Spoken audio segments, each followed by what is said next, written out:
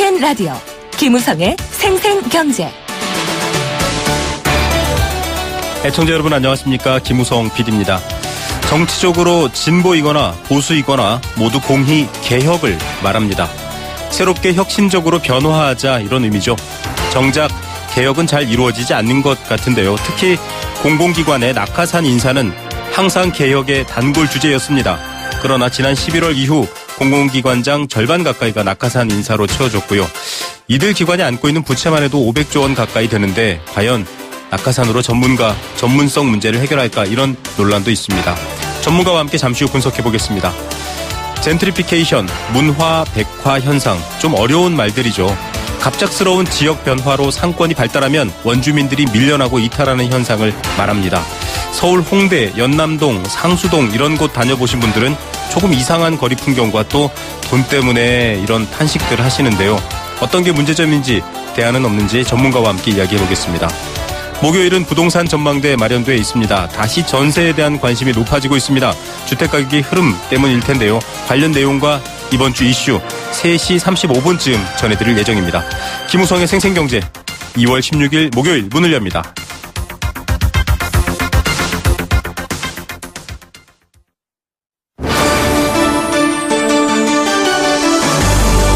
YTN 라디오 김우성의 생생경제.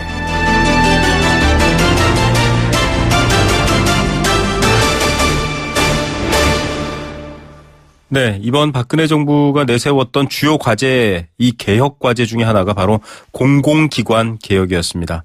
2015년 말 기준으로 공공기관의 부채 규모가 500조 원을 훌쩍 넘어섰습니다. 방만 경영 얘기도 나왔고요. 물론 또 부채를 감당해야 할 수밖에 없는 그런 공공기관들도 있지만 그렇지 않은 경우가 많습니다.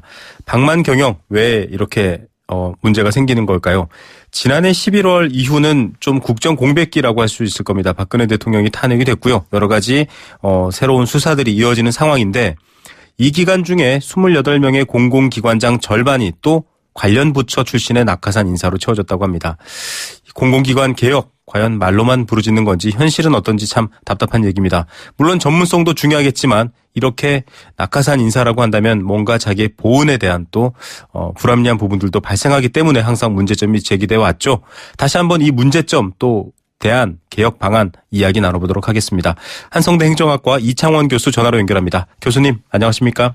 네, 안녕하세요. 네. 예, 사실 기재부가 관리하던 공공기관에 기재부 출신이 온다. 이게 문제되냐 이렇게 볼 수도 있겠지만 사실 늘 지적되는 이유가 있지 않습니까? 낙하산 인사의 문제점 먼저 좀 말씀 부탁드립니다. 네, 아무래도 가장 중요한 이유는 기관장이라든지 감사 연설에 그 직위에 대한 전문성이 없는데. 네. 예를 들어서 조금 전에 말씀하셨던 것처럼 만일 정권의 보훈 차원에서 낙하산 인사로 기관장이나 감사 또는 주요 임원이 그런 분들이 된다면 네네. 그런 분들은 아무래도 본인이 갖고 있는 그 시기에 본연의 임무를 하는 것보다 그런 건 뒷전이고 네. 예를 들어서 정치적 청탁이나 각종 민원의 창구 역할을 할 수도 있을 것입니다. 네. 그런 이유가 가장 크고 두 번째 이유는 이분들이 그러한 자리를 차지하게 되면은 사실 더 능력 있고 그 조직 발전에 기여할 수 있는 분들이 네. 일자리를 빼앗기게 되는 것이죠. 네. 결국 그 조직이 제대로 돌아갈 리가 없을 것이다. 이렇게 이해할 수 있을 것 같습니다. 네. 자, 이런 경우에 가장 큰 문제점은 말씀하셨던 걸 정리해보면 해야 할 일을 안 하고 다른 엉뚱한 일, 부정한 네. 청탁, 이 문제가 되고 두 번째로 원래 능력껏 그 자리에서 일해야 될 분들이 일하지 못하는 상황, 이런 문제들이 있는데 오시는 분들은 사실은 이걸 명확히 사실은 증명해내거나 밝혀낼 수는 없는데요. 나름의 어떤 커리어들 또 관리된 바들을 보면 전문성이 있다 이렇게 주장하시는 분들도 있고요. 또 그게 없더라도 와서 일 잘하면 되지 않느냐. 이렇게들 사실 항변을 하거든요. 어떻게 네. 바라봐야 할까요? 보통 이제 관피하러 오시는 분들, 주무기관에 있던 분들은 내가 얼마나 오랫동안 그 기관을 관리해 왔는데 네네. 전문성이 있는 거 아니냐 이런 주장을 하시는데요. 네네. 사실 그 전문성은 관리의 전문성입니다. 네. 그건 그 자리 본연의 직무성과는 좀 거리가 있기 때문에 네. 우리가 좀 구분을 해야 될 것이고요. 정피하로 주로 오시는 분들이 말하는 그 자리를 안다는 것은 정치적인 네트워크 자신이 있기 때문에 도움이 될 거다. 네. 이런 이야기를 하는 거거든요, 보통. 네네. 근데 그래서 그 조직에 장기적 도움이 된 적은 없습니다. 네. 자, 정치적인 네트워크는 오히려 도움이 아니라 그 개인에겐 도움이 될지 모르겠지만 뭐 지난 대우조선해양 사태나 그렇죠. 뒤에서도 여쭤보겠지만 산업은행, 수출입은행 온갖 그 관피와 낙하산의 관계로 인해서 정말 문제가 커진 경우도 있었죠. 지금 박근혜 최순실 게이트도 한창 수사가 진행 중입니다. 네. 국정 공백이 벌써 지금 3개월 가까이 이어지고 있는데요. 네. 11월 이후를 봤습니다. 이게 좀 국민들 입장에서 여론이 어떤 좀 괘씸하다 느낄 만한 일인데 이 공백기라고 할 수 있는 시기에 공공기관장 28명 가운데 공무원 출신이 21명, 경제부처 출신은 15명. 좀 누가 봐도 편중됐다라고 할 만하거든요. 네. 이건 어떻게 봐야 할까요? 저는 당연한 결과라고 보는 것이요. 당연한 결과요? 네. 네. 그러니까 당연하다는 게 옳다는 뜻이 아니라. 네네네네. 탄핵 정권은 당연히 정치 권력이 사실상 진공 상태가 되지 않겠습니까? 네. 그렇다면 관료들의 파워가 세질 수밖에 없고 그 중에서도 경제부처 공무원들의 힘이 세질 수밖에 없겠죠. 네. 그러니까 당연히 경제부처 퇴직 공무원들이 많은 자리를 차지하게 된다. 이렇게 요약할 수 있겠습니다. 예. 바꿔 말하면 오히려 이 청와대라는 어떤 그간의 권력 배분이라든지 사실은 그 전에 교수님 이런 자리는 원래 청와대도 다 관여했었던 자리인가요? 뭐 이번 정부나 또 지난 정부나 뭐 또 야당이 지금의 야당이 정권을 잡았을 때도 청와대가 관여를 했었나요? 뭐 이미 앵커분께서 말씀하셨지만 네네. 우리가 그것을 공식적으로는 인정을 안 한다 하더라도 어느 자리는 어디서 결정한다 이런 거는 다 뭐 알고 있는 거 아니겠습니까? 네, 참, 뭐, 흔히 논공행상 이렇게 얘기를 하기도 하는데요. 네. 자, 이 공기업의 장 같은 경우는 대통령이 임명하는 자리도 실제로 많습니다. 그런데 지금 법적으로 직무 정지된 상태입니다. 그렇다 보니까 뭐, 앞서 말씀하셨지만 힘의 논리에서 결국은 힘센 부처가 뭐, 그 욕심을 내는 건 당연해 보일 정도다라고 이제 비유를 하셨는데, 지금 상황에서 이렇다라고 하면은 뭐, 그렇지 않는 경우에는 그러면 좀 뭐 나름 부처에 대한 여러 부처가 좀 공평하게 나눠갔나 물론 그 자체도 또 다른 논란이 있지만 그렇게 볼 수도 있나 이런 궁금증도 들거든요. 주로 이제 그 공공기관 운영에 관한 우리가 공원법이라 그러는데요. 네네. 네, 주로 이제 그 주무기관에서 내려가는 경우가 많이 있었고요. 네. 그 다음에 더 중요한 자리는 주로 이제 청와대에서 주로 결정하는 경우가 많이 있었다고 하죠. 네. 그 다음에 또 어떤 자리는 또 주로 정피아들이 가는 자리가 있었고. 네. 크게 보면 3등분을 할 수 있겠네요. 네. 좀 뭐 표현이 이상할 수 있겠지만 낙하산이라는 단어, 물론 이제 비유의 표현입니다만 위에서 내려온다. 어느 날 갑자기 뚝 떨어진다 이런 의미인데요. 대우조선해양 사태 앞서 잠깐 언급드렸지만 청와대 서별관 회의도 여러 보도를 통해서 지적이 됐고요. 물론 뭐 회의록도 없는 회의다 이런 말도 있었지만 여러 가지 이 관피하라고 할까요? 금피하가 배경이다 이런 얘기가 나오지 않습니까? 결국 앞서 교수님께서 한번 지적하신 내용이지만 이게 뭐 그냥 끼리끼리 챙겨준다라는 차원을 넘어서서 국가 경제에 굉장히 위협이 될 만한 일도 벌어질 수 있다. 이렇게 판단할 수도 있지 않을까요? 어떻게 보십니까? 사실 그 경제 분야, 국민공무원이라고 그러는데. 네네. 그쪽 분야 낙하산 인사는 그 영향력이 훨씬 그 지대합니다. 무슨 말이냐면, 그냥 그 금에서 예를 들어서요. 네네. 세계 기업인지를 알면서 정치적으로 제대로 내지 못하는 한계 기업에 정치적으로 금융 지원을 해보세요. 그러면은 결과적으로 그 기업이 좀 괜찮아지면 물론인데 대부분 한계 기업이 이제 뭐 도산이라든지 어려운 상태예요. 네네. 더 안 좋아지는 경우가 많죠. 그렇죠. 네. 더 많죠. 근데 그 돈이 대개가 아니죠. 100% 국민의 세금 아닙니까? 네네. 그러면 결국 이 말은 회생 못할 기업에 정치적으로 금융 지원을 해주게 된다는 것은 국민의 세금으로 본인들은 좀 여러 가지 뭐 그런 역할을 하면서 국민의 세금이 허공으로 날아가는 것이 되겠죠. 그런데 책임진 사람은 없습니다. 책임은 아무도 안 지죠. 그럼 결국 이건 대국민 사기죠. 예, 대국민 사기다. 정말 교수님께서 말씀해주신 부분이 지금 사실은 대우조선 해양 수사 과정에서 많이 드러났던 부분이기도 합니다. 이미 영업이 안 좋고 굉장히 위험한 상황인데도 부실하게 평가를 하고 대출을 내주고 이런 과정들이 정말 국민의 세금을 갉아먹는 폐단으로 가게 됐는데 지금 예측할 수 있었는데도 불구하고 그렇습니다. 예, 이건 눈을 감은 수밖에 없을 것 같습니다. 그 자본시장의 중추적 역할을 하는 한국거래소, 증시가 거래되는 공공기관이죠. 여기도 사실은 좀 계속 말이 나오고 있습니다. 독립성이 없으면 사실 위험할 수 있거든요. 어떻게 봐야 할까요? 여기 아마 2005년인가 그 통합거래소로 출범했을 거예요. 네네. 근데 제가 알고 있기로는 지금 이사장으로 계신 분이 5대일 겁니다. 네.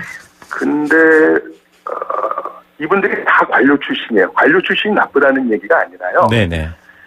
이 거래소라는데, 한국거래소라는 게 우리나라 자본시장의 가장 중추라 해도 과언이 아닌 자리인데. 그렇죠.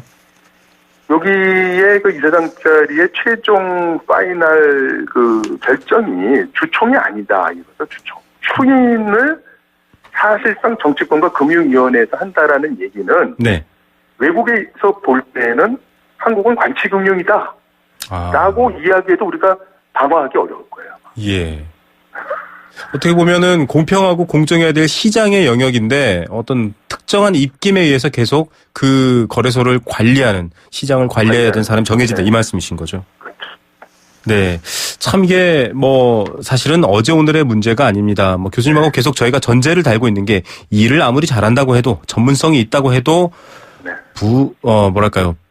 불합리한 관계를 갖고 있는 분들이 내려왔을 때 폐단에 대한 부분은 가장 중요한 근절 사항이라고 보는데 왜 이렇게 오랜 기간 이게 고쳐지지 않을까요? 좀 배경을 어떻게 평가하십니까? 저는 이게 조금 다른 분들하고 좀 다른 말씀을 드리려고 그러는데요. 네네. 이게 낙하산 이야기가 나올 때마다 정당이 여야가 바뀔 때마다 입장, 공격수 바뀔 때마다 얘기들을 해요. 네. 그때는 굉장히 전문성의 개념을 관대하게 봅니다. 어떤 A사를 보내고선 그분의 그 경력이 조금이라도 연관이 되면 이분 이런 전문성이 있다고 강변을 해요. 그렇죠? 그러다가 이제 여야가 바뀌었어요. 공수가 바뀌어서 이제 그분들이 야당이 되면요. 굉장히 그 경직되게 해석을 합니다. 그래서 똑같은 그 직이라 하더라도 다른 B라는 분이 왔을 때 정반대로 이분은 전문성이 없다 그래요. 지금 무슨 말씀이냐면요. 전문성에 대한 정의를 우리가 보다 세분되게 과학적으로, 학문적으로 사회적 합의까지도 좀 이룰 때가 되지 않았는가. 즉 여야가 바뀔 때 서로 다른 잣대를 들이미는 거가 지금까지 해결되지 않는 가장 중요한 원인이다. 저는 그렇게 생각합니다. 예. 여가 됐든 야가 됐든 운전대 주인이 바뀌면 또다시 바뀌지 못할 만큼의 아주 명확한 기준과 합리적인 그런 조건이 세워져야 된다. 참 이건 지금 실질적인 대안이 될 수 있을 것 같습니다. 해외도 이런 방식으로 좀 대안들이 마련돼 있나요? 어떻습니까? 외국이 차이는 없겠습니다. 전혀 없는 우리하고 큰 차이가 있는 것이 우리나라가 무차별적으로 낙하산을 내려보낸 데만 기관 상관없이 선진 외국은 특히 미국 같은 데는 이런 게 있는 것 같더라고요, 보니까. 그래도 여기는 낙하산 조금 전문성이 부족해도 가는 자리가 많지는 않지만 그런 데는 내보내는 것 같아요. 그렇지만 절대로 가서는 안 되는 자리되면 사회적 합의로 그런 데는 절대로 안 내보내거든요. 한마디로 요약하면 무차별성과 기준을 갖고 있는 것과 그 차이인 것 같아요. 예, 결국 사회문화적인 어떤 시각, 이런 건 도저히 할 수 있다고 해도 하지 않는 그런 사회문화적 배경 같은 것들도 있는 것 같습니다. 예, 교수님 오늘 말씀 감사드립니다. 네, 감사합니다. 네, 한성대 행정학과 이창원 교수였습니다. YTN 라디오 김우성의 생생경제. 네, 연결 중에 잠시 음질이 고르지 못했던 점 청취자 여러분의 양해 부탁드립니다. 함께 느끼는 우리 경제 공감 사전입니다. 경제에 관련된 개념이나 단어 여러분께서 함께 고민하고 나누는 시간입니다. 도심 속 꿈의 놀이터 일산 원마운트에서 워터파크 이용권, 1683년 300년 커피 문화와 전통이 있는 비엔나 커피하우스에서 원두커피 선물로 드리고 있습니다. 그러니까 의견 많이 보내주십시오. 단문 50원, 장문 100원의 정보 이용료 부과되고요. 샵 0945번 문자로 참여 가능합니다. 오늘의 경제 공감 사전, 앞서 인터뷰 들으면서 조금 부글부글 끓어오르셨을 텐데요. 낙하산 인사입니다. 내가 하면 로맨스, 남이 하면 불륜, 이런 시각이 문제다라고 앞서 교수님이 얘기해 주셨는데요. 새로운 정권이 들어설 때마다 절대 낙하산 하지 않겠다, 공정하게 인사하겠다라고 하지만 결국 팔은 안으로 굽는다고 다 관계에 있는 분들이 내려가는 경우가 생깁니다. 물론 그럴 만한 이유가 있는 자리라면 이해를 하겠지만 모든 자리에 무차별적으로 그런 낙하산 인사가 펼쳐지는 건 문제겠죠. 심각한 경영난으로 연결돼서 국가 경제, 국민 세금까지 갉아먹을 수 있는데도 그런 위기를 눈 감거나 덮어주는 것, 바로 이 낙하산 때문입니다. 이미 그렇게 수사 결과 드러난 부분들도 뉴스를 통해 많이 알려졌죠.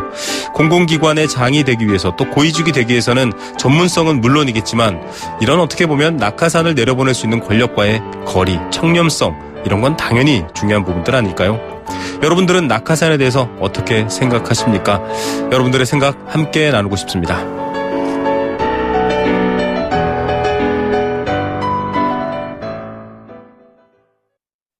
인도에선 셀카를 찍기가 어렵습니다. 포즈만 잡아도 사람들이 함께 찍자며 매달리니까요. 누구나 특별해지는 곳, 인도가 묻습니다. 자신이 평범하다고 생각하나요? 질문 여행으로 인도하다. 대한항공 인도 주파레우나. Excellence in Flight. Korean Air. 데일리씨 레몬천. 상큼하게 플러스. 생기있게 플러스. 마셔라 데일리씨 레몬천. 리얼 레몬 가죽과 32개 레몬 분량의 비타민C로 상큼함을 채우세요. 매일매일 매력 플러스. 데일리씨 레몬천 C+.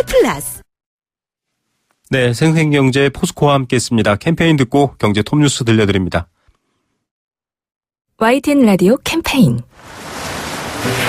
물 없는 한라산, 물 없는 제주 바다를 상상할 수 있나요? 제주의 아름다운 자연과 풍경은 깨끗하고 건강한 물이 있기에 가능합니다. 제주를 아름답게 만들어주는 건강한 물은 우리의 몸과 마음도 아름답게 만들어줍니다. 건강한 몸과 마음을 지키는 일. 아름다운 물을 사랑하고 지키는 일에서부터 시작됩니다. YTN 라디오 아름다운 물 캠페인은 광동제약과 제주특별자치도 개발공사와 함께합니다.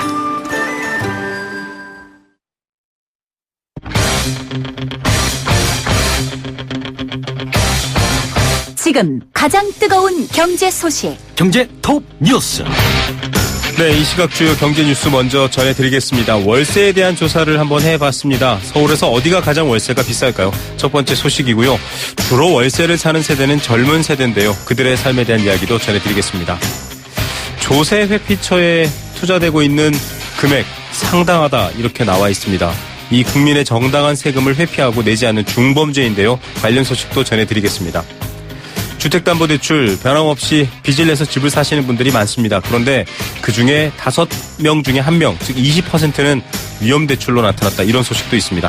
이 시각 주요 경제 뉴스 비즈니스워치 김춘동 기자 연결합니다. 안녕하십니까? 네, 안녕하세요. 네, 이번에 월세에 대한 조사 결과가 나타났는데 종로, 용산, 중구, 주로 좀 서울 가운데 쪽인데 비싸게 나타났네요. 네, 이게 서울시가 전국에서 처음으로 이 월세 계약을 좀 조사를 했습니다. 네. 이 작년 8월부터 이 25개 자치구를 통해서 4천 건이 넘는 월세 계약을 좀 전반적으로 조사를 했는데, 사무실 빌딩이 몰려있는 업무지구인 종로와 용산, 이 중구가 이 월세가 가장 비싼 그런 구로 집계가 됐습니다. 네네. 이 지역의 3.3제곱미터당 월세가 12만 2천 원에 달했는데, 여의도나 강남보다도 좀 훨씬 비쌌습니다.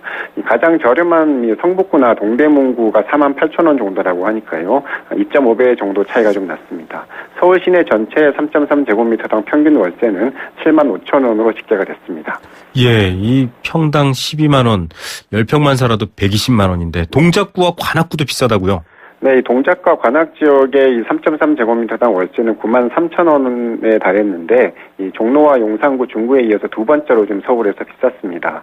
이 비싼 땅의 대명사인 뭐 강남과 서초 지역의 89,000원보다도 오히려 더 높았는데, 이 공통점을 좀 보니까 이 시험을 준비하는 청년들이 좀 많았다는 겁니다. 이 동작은 노량진 공시 지역이 많았고, 또 관악은 뭐 지금은 많이 없어지긴 했지만, 신림동의 고시 지역이 좀 대표적인데, 이 관악은 뭐 대학가도 좀 자리 잡고 있고요. 이 서울시역 주요 대학가의 3.3제곱미터당 월 평균 임대료도 74,000원으로 56,000원 정도인 다른 지역보다 훨씬 더 비싼 것으로 나타났습니다. 이 청년층 월세 계약만 따져서 추려봤더니 이 3.3제곱미터당 월세가 가장 비싼 구가 역시 동작구였는데 13만 원에 달했고요. 용산구와 마포구, 관악구 등도 9만 원대로 좀 상위권을 기록을 했습니다. 예, 뭐 이런 이유 때문일 수도 있겠지만 지금 청년 가구들도 사실은 취직도 안 되고 굉장히 빈곤층이 많습니다. 빈곤 청년층 대부분의 소득 중에 5분의 1, 100만 원 벌면 20만 원을 월세로 내고 있다. 이렇게 결과가 나왔네요. 네, 이 한국보건사회연구원의 좀 보고서에 따르면 19세에서 34세까지 1인 청년 가구 중에서 월소득 대비 임대료 비율, 그러니까 월소득에서 월세로 나가는 돈의 비중이 20%를 넘는 경우가 무려 47%에 달했습니다. 이 청년 부부 가구가 39.8%, 또 이 부부와 동거하는 청년 가구가 34.2% 정도였으니까 이보다 훨씬 높은 겁니다.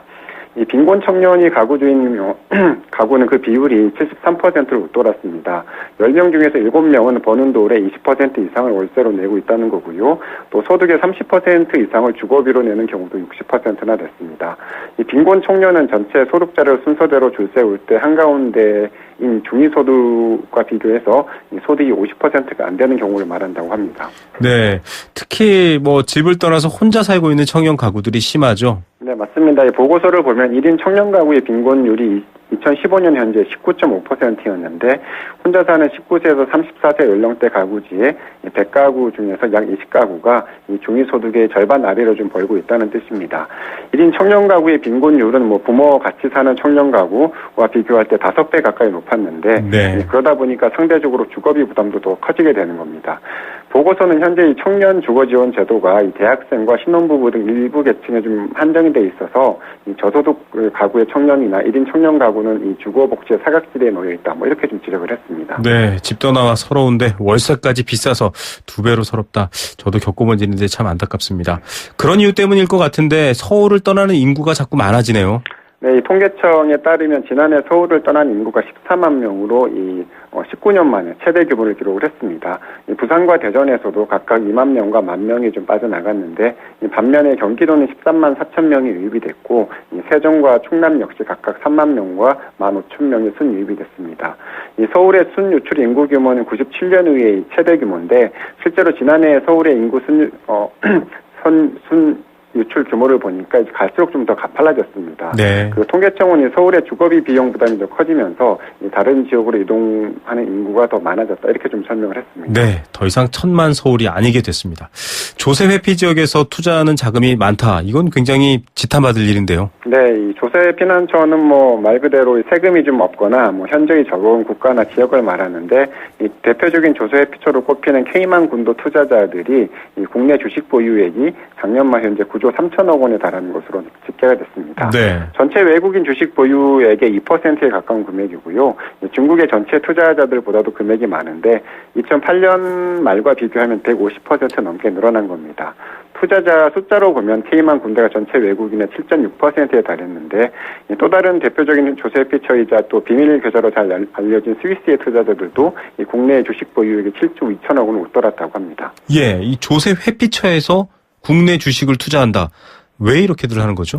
여러 가지 이유가 있는데요. 이 조세 회피처의 투자자 중에서 상당수는 세금 회피 등을 위해서 이 현지의 페이퍼 컴퍼니 등을 설립한 뒤에 또 다시 자금을 국내로 들여오는 이른바 이 검은머리 외국인으로 추정이 되고 있습니다. 네. 이 검은머리 외국인은 말 그대로 우리나라 사람인데 이 조세 회피처를 거쳐서 이 외국인 행세를 하면서 이 국내 시장에 투자하는 경우를 말하는데요. 네네. 이 검은머리 외국인은 이 단순 투자자가 아니라 국내 기업들과도 상당히 연계된 경우가 많습니다. 실제로 뭐 국내 기업이나 재력가들도 이 조세 회피처에 투자한 경우를 많이 볼 수가 있는데 그만큼 이 주가 조작 같은 불공정 거래 가능성이 높아진다 이렇게 좀 보시면 될 것 같습니다. 네, 일단 숨고 가리면 나쁜 것들이 더 많은 것 같습니다. 이 이름을 조사해봤더니 뭐 빅데이터 속에서 한국인 이름이 많이 등장하기도 했죠. 예, 주택담보대출 받는 분들 여전히 꽤 많은데 신규 대출 봤더니 20%가 위험하다 이런 얘기가 나왔네요. 네, 금감원이 더불어민주당 김영주 의원실에 제출한 자료를 보니까 지난해 은행권 신규 주택담보대출 중에서 총부채 상환 비율 DTI가 50%를 초과하는 대출이 7조 3천억 원에 달했는데요. 네. 전체 신규 대출의 18.9%를 차지했습니다. DTI가 50%를 넘는다는 것은 소득의 절반 이상을 이 주담대를 갚는 데 쓴다는 뜻인데요. 평상시에는 큰 문제가 없지만 요즘처럼 대출금리가 오르거나 또는 경기 침체로 소득이 줄거나 부동산 값이 떨어지면 그만큼 위험해질 수 있다는 겁니다. 예, 금리도 오르고 있는데 위험성이 높아진다. 여러 명이 다 같이 힘들어지는 상황이 될 것 같습니다. 네. 오늘의 톱뉴스 어떤 것 고르시겠습니까? 네, 이 월세 기사를 꼽고 싶은데 뭐 학업이나 시험 준비 등의 이런저런 이유로 이제 교통이 편리한 지역으로 수요가 몰리다 보면 이 월세가 좀 올라가긴 마련인데요. 네. 그래도 이래저래 청년층에게 좀 부담이 집중되고 있는 구조는 정책적으로 좀 풀어줄 필요가 있지 않나 그런 생각이 좀 들었습니다. 예, 돈의 문제가 아니라 미래의 문제도 좀 함께 고민했으면 좋겠습니다. 오늘 말씀 감사드립니다. 네, 감사합니다. 네, 비즈니스워치 김춘동 기자였습니다.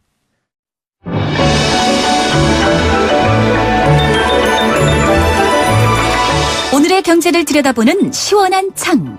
YTN 라디오 김우성의 생생경제 생생인터뷰.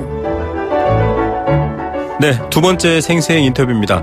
오늘 땅, 또 집, 공간 이런 얘기들을 많이 하게 되는데요. 여러분들 혹시 망리단길이 어딘지 아십니까? 네, 서울에 망리단이 있었나라고 하실 텐데요. 이미 맛집과 데이트 명소로 각광받는 이태원 경리단길을 좀 따라서 지은 이름입니다. 망원동을 일컫는데요. 연남동, 상수동을 비롯해서 많은 공간들에 요즘 카페가 생겼고 젊은이들이 선호합니다. 사람들도 북적거리고요. 외국인들도 많이 왔다 갔다 합니다. 그런데 조금 더 시간이 지나면 상가 위주로 공간이 바뀌고요. 사람도 좀 뜸하고 약간 휑한 상태가 되기도 합니다. 이른바 젠트리피케이션 현상이라고 하는데요. 우리나라만의 현상은 아닙니다. 그런데 서울 곳곳에 이런 현상이 자주 보이고 있고 또 서울만의 특이한 점도 있을 것 같습니다. 어떤 고민을 해야 될지 또 이 상황을 어떻게 바라봐야 할지 대안은 없을지 한번 전문가와 함께 이야기 나눠보겠습니다.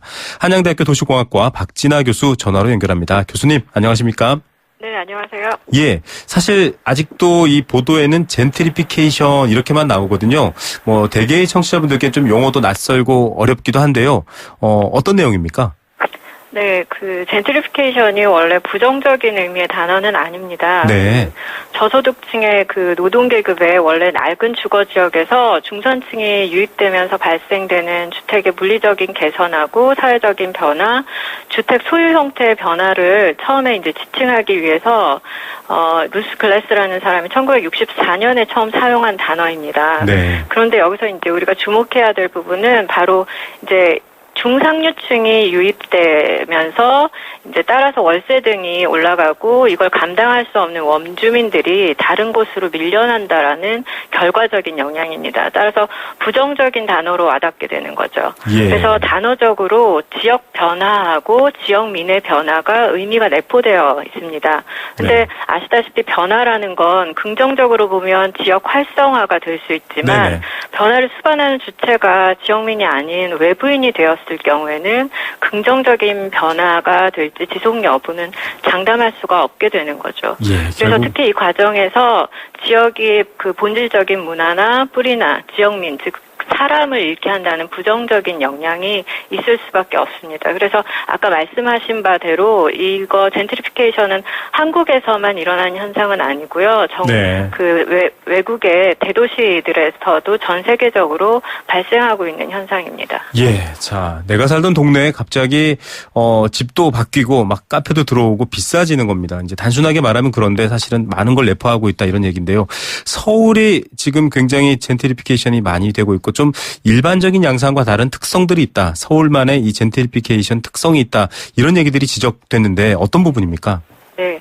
젠트리피케이션은 주로 노후화된 주거지 개선의 의미였지만 서울에서 현상은 쉽게 말씀드리자면 주거지역 내 상업 침투로 이해하시면 쉬울 것 같습니다. 네. 외국의 경우에서도 커머셜 젠트리피케이션이라고 해서 네네. 상업 젠트리피케이션 현상이 관찰되는데요. 네. 이 경우는 기존에 원래 상점이 있었고 그 상점이 고급화 되는 경우라고 이해하시면 좀 쉬울 것 같고 네. 서울의 경우는 주거 지역 내에 주거 용도가 상업 용도로 전환되는 것입니다. 쉽게 말씀드려서 단독주택이 카페로 바뀐다든지 다세대 주택 1층 세대를 뭐 리모델링해서 옷집으로 바꾼다든지 네네. 최근 이태원에 보면 아예 연립주택 1층 전체를 그 전체 세대를 상가화시킨 사례도 흔하게 목격할 수 있습니다. 예, 자주 보입니다. 네네. 그래서 주택도 이렇게 상점으로 전환되는데 당연히 예전부터 있었던 동네 그 근생업종들 있잖아요. 네네. 예를 들어서 뭐 철물점이나 미장원, 세탁소. 예. 이런 근생업종들은 주택보다 더 빨리 다른 업종으로 전환되는 겁니다. 예. 그래서 다른 업종이라고 하면 굳이 이 해당 동네 주민이 이용할 것 같지 않은 상점들, 그러니까 지역 외에 타지인들이 와서 이용할 만한 시설들, 뭐 카페나 옷집이나 뭐 음식점, 화장품 이런 업종들이 주택가에 침투한다는 것입니다. 예. 그래서 현재 젠트리피케이션 대상지로 언급되고 있는 대상지들을 보면 성수동이나 물레동 이런 좀 중공업 지역이라는 특수한 몇 개 케이스를 제외하고 모두가 2종 일반 주거 지역에서 발생하고 있다는 특징을 가지고 있고요. 네네. 다시 말씀드려서 주택가에서 일어나고 있다는 것이 젠트리피케이션 첫 번째 특징입니다. 예. 그다음에 이제 두 번째 하나 더 말씀드리고 싶은 것은 젠트리피케이션으로 인한 지역 변화가 갈수록 점점 빨라진다는 양상을 보인다는 것입니다. 속도가 빠르다 이런 말씀이시군요. 네네네. 네. 그렇죠. 그래서 연남동이나 서촌, 성수동, 경리단길, 해방촌 즉 2010년대 이후 젠트리피케이션이 발생한 지역에서의 변화를 저희 연구실에서 좀 보니까 2000년대 변화를 겪은 삼청동이나 가로수길, 홍대 이런 지역보다 확연히 빠르다는 점이 분석이 됐습니다. 그래서 삼청동, 홍대, 가로수길 이런 지역은 서양식 음식점하고 카페, 베이커리 매장의 연평균 증가율이 17.3%였는데 반해서 연남동 등은 39.2%로 2배 이상으로 높아졌습니다. 예. 그래서 이 서울 도시의 젠트리피케이션 특징과 양상을 방금 제가 이제 주택가의 발생과 가속화라는 두 가지 측면에서 말씀드렸는데 이유는 여러 가지 복합적으로 들여다봐야겠지만 제가 판단하기에는 소비 패턴의 변화가 SNS 활용과 맞물려서 빚어진 결과로 볼 수 있을 것 같습니다. 그래서 소비자들은 이제 상품이 아닌 장소를 소비하는 경향으로 있고요. 그래서 널리 알려진 상점보다 조용한 골목길에 나만의 아는 특이한 가게를 찾고 싶은데 소셜 네트워크 서비스가 이제 영향을 주고 이런 지역들이 급속하게 알려지다 보니까 금세 조용한 주택지에 이제 외지인이 붐비게 되고 소비자들은 또 다시 이제 다른 동네를 찾아 나서는 일이 이렇게 반복되고 있다고 볼 수 있습니다. 예, 주택가를 중심으로 일어난다라는 특징, 또 속도가 빠르다라는 걸 얘기해 주셨는데 결국은 이런 상가들, 특히 특정 업종들이 많이 들어오게 되면 뭐 일반적으로 집을 비싸게 구하는 문제가 아니라 이윤을 남겨야 되지 않습니까? 인구 유입도 많아야 될 거고요. 그래서 원주민과의 갈등도 좀 더 가시화될 것 같다 이런 생각도 드는데요. 어떻습니까? 원주민과의 갈등 같은 경우는 사실은 방금 말씀드렸지만 사실은 젠트리피케이션으로 인해서 다양한 이해관계가 얽혀 있습니다. 예. 그래서 뭐 상점주, 건물주, 그다음에 외부 이용자뿐만 아니라 당연히 원주민까지 이해가 얽혀 있죠. 그래서 근데 여기서 계속 생각해야 되는 거는 그 본래 기능이 주거지라는 것입니다. 그래서 근생 상점이 없어지게 되면 정말 크게 불편하게 되거든요. 그래서 뭐 세탁물 맡기기 위해서 몇 분이나 걸어가야 되는 상황이 발생된다면 사실은 정말 불편한 거거든요. 그래서 이러한 문제점 해결 방안이 필요하지만 무작정 임대상인이나 전월세 거주민의 관점에서만 정책을 펼친다면 건물주에 대한 개발 이익을 무시할 수 없는 상황이 생기게 됩니다. 그래서 공공의 관리가 필요하게 되고요. 만약에 관리가 없게 되면 결국은 이제 획일화된 공간으로 변모해서 이 지역성을 잃게 되고 쇠퇴의 길로 접어들 수밖에 없는 그러한 상황이 될 수 있을 걸로 예상합니다. 예, 뭐 이해관계가 다양한 측면, 또 여러 가지 좋은 측면도 있겠지만 굉장히 획일화되는 측면.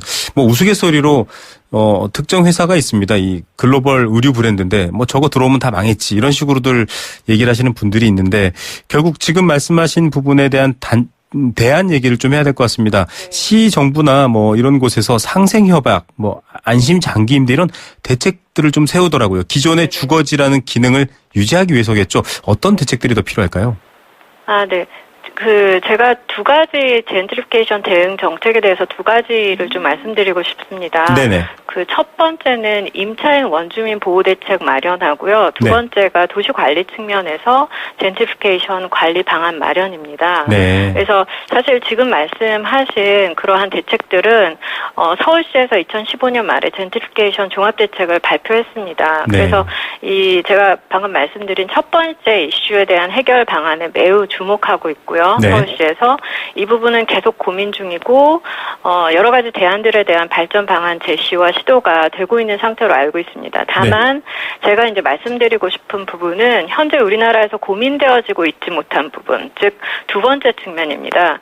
젠트리피케이션을 인한 지역 변화하고 상권 변화를 공공에서 모니터링하고 중재해야 된다라는 도시 관리적 측면에서의 필요성 혹은 시급성 이런 인식이 매우 부족하다라는 겁니다. 네. 그래서 대형마트 지역 변화하고 상권 변화는 결국은 거주민 생활 권리 박탈과 다른 지역으로 주거지 이동이라는 직접적인 영향이 있습니다. 그런데도 불구하고 사실상 상점 임차인 보호에만 주요 초점이 맞춰져 있다라는 것은 젠트리피케이션을 장기적인 도시 관리 계획으로 접근해야 될 필요성을 시사한다고 충분히 볼 수 있을 것 같습니다. 예, 상업 이용이라는 곳으로만 편중돼서는 안 된다 이런 말씀이시네요. 네네네.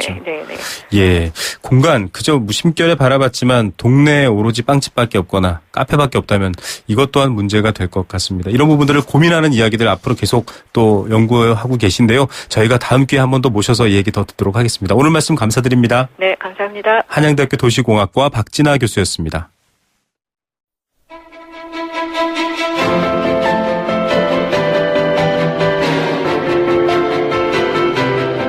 부동산 어디로 가고 있는지 시원하게 보여드립니다. 생생경제 부동산 전망대. 네, 앞서 인터뷰들 또 뉴스 브리핑에서도 나왔지만 의식주 중에서 가장 중요한 부분들 제일 뒤에 말해지는 단어 주, 즉 살 집입니다. 부동산 거래량이나 가격 등의 추이를 면밀하게 보면 전체 부동산의 움직임 방향, 특성 이런 걸 알 수도 있는데요. 실수요자 입장에서는 이런 흐름을 잘 보고 판단해야 또 어려움이 없을 것 같습니다. 또 가격 외에도요. 부동산이라는 것, 집, 살 곳이라는 것은 결국 생활과 삶의 조건도 고려해야겠죠. 한 주간 부동산 흐름과 고민하는 부동산 정보들 풀어주는 시간입니다. 오늘도 리얼투데이 장재현 리서치 팀장 전화 연결합니다. 팀장님 안녕하십니까? 예, 안녕하세요. 예, 저희가 앞서서 전문가 교수분과 함께 이 젠트리피케이션 인터뷰 살짝 보내드렸었거든요. 제가 시간 관계상 충분히 얘기하지 못했는데 실제로 연남동, 망원동 이런 쪽 많이 올랐나요? 어떻습니까? 상승률이 확실히 다른 지역에 비해서는 3배 이상 이렇게 높은 수치라고 볼 수 있고요. 네네. 특히 망원동 같은 경우에는 지난 2012년부터 5년 동안 연평균 한 14% 정도 올랐고, 그 다음에 지난해 전년 대비해서 상승폭이 약 22.1% 상가 임대료가 오른 상황입니다. 네. 그래서 이 밖에 이제 선상동이 한 17%, 상수동이 17%, 그 다음에 합정동이 한 8%, 연남동이 한 1% 정도 수준으로 지난해에 비해서 올랐는데요. 네네. 이 문제는 지금 상가 임대료가 1%, 8% 올라서 이제 감이 잘 안 잡히는데, 지금 현재 망원동에 있는 1층 상가의 어떤 임대료가 3.3제곱미터, 그러니까 1평당 네. 한 10만 원 정도 가고 있거든요. 네네. 예, 그러면 이제 100평을 밀린다면 한 1000만 원 정도 되는 건데요. 네. 예, 그렇게 됐을 경우에 이제 15년보다 21%가 올랐다고 하는데, 이게 더 중요한 거는 사실은 2007년, 그러니까 망원동이 이렇게 뜨기 전에 비해서는 네. 사실은 한 2, 3만 원 정도 하던 임대료가 좀 10만 원 가까이 올라가고 3배 가까이 올랐군요. 예. 네. 그래서 이게 수치로 봤을 때 이런 어떤 체감적인 부분들이 잘 모르겠지만 네. 이런 어떤 한 평당, 그러니까 3.3제곱미터당 가격으로만 봐도 굉장히 많이 오른 부분이라는 걸 알 수 있고요. 네. 그래서 특히 이제 연남동이나 망원동 이런 상수동 같은 경우는 최근에도 계속해서 지금 상가들이 생겨나고 있어서 앞으로 이런 상가 임대료 상승은 좀 계속되지 않을까 지금 이렇게는 생각이 되고 있습니다. 예, 몇몇 또 먼저 이런 현상이 일어난 곳들은 상가 임대료가 잔뜩 올라서 들어갔는데 또 버티지 못해서 나와서 결국은 아이러니하게도 비싼데 빈 상가들이 돌고 있는 그런 현상도 있습니다. 자, 좀 이 상가 얘기는 여기까지 하고요. 서울 아파트 전세 거래가 늘고 매매는 줄었다. 전체적인 흐름을 보면 당연한 이야기 아니야라고 하시는 분들도 있을 것 같습니다. 결국은 좀 집값 하락에 대한 걱정이 더 많아졌다 이런 건가요? 어떻게 봐야 할까요? 우선은 좀 계절적인 요인이 큰 것 같습니다. 아무래도 봄 이사철 전에 움직이려는 이제 수요들이 좀 늘고 있고, 그리고 말씀하신 것처럼 매매값이 좀 떨어지면서 이제 전세 거래로 좀 돌아선 사람들이 좀 많아서 그런 것 같은데요. 네. 그 서울부동산 정보광장에 따르면 이제 지난 14일 기준 아파트 거래량 신고량이 약 2,220건 정도 되고 네. 일평균 한 158건 정도가 됐습니다. 그래서 1월 매매 거래량이 약 4년 만에 최저다 이런 어떤 수치가 나왔고요.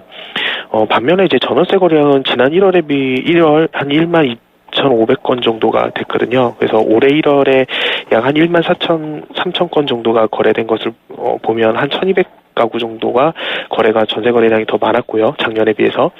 특히 이제 월세를 뺀 전세 거래량 같은 경우에도 올해 약 한 9,100여 가구 정도가 거래됐는데 네. 이는 이제 작년보다 한 1,400가구 정도가 좀 더 거래가 많이 된 것으로 보입니다. 그래서 네. 이 밖에 어떤 서울의 전반적인 대부분의 어떤 지역들이 전달에 비해서 작년 같은 기간에 비해서 수치적으로 좀 많이 올랐거든요. 그래서 네네.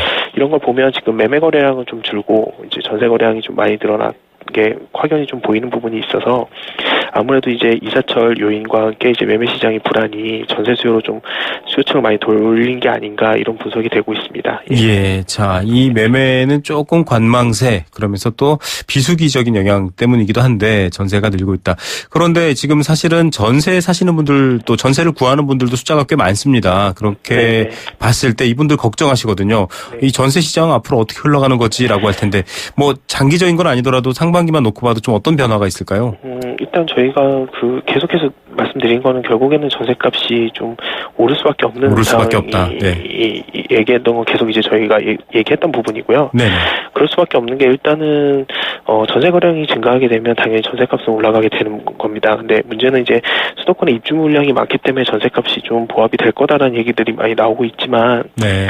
사실은 지금 업무지구가 몰려 있는 서울의 어떤 도심이라든지 혹은 기타 수도권의 어떤 주요 지역들 같은 경우에는 공급 물량이 좀 부족한 편이거든요. 그러니까 새로 생기는 아파트들이나 주택들이 없다 보니까 이제 공급량이 부족하고 반면에 이제 뭐 직장을 다니기 위해서 수요들은 계속 몰려들고 있기 때문에 사실 이런 전세 수요가 몰리면서 가격 상승은 좀 더 부추길 수밖에 없는 상황이고요. 네네. 만약에 여기서 집값이 하락한다면 이제 전세가 오르진 않을 거라고 보여지는 대신에 다만 네. 이제 집주인들이 아무래도 집값이 하락해서 전세금을 더 올리진 못하겠지만 월세나 반전세로 돌릴 수 있거든요. 네네.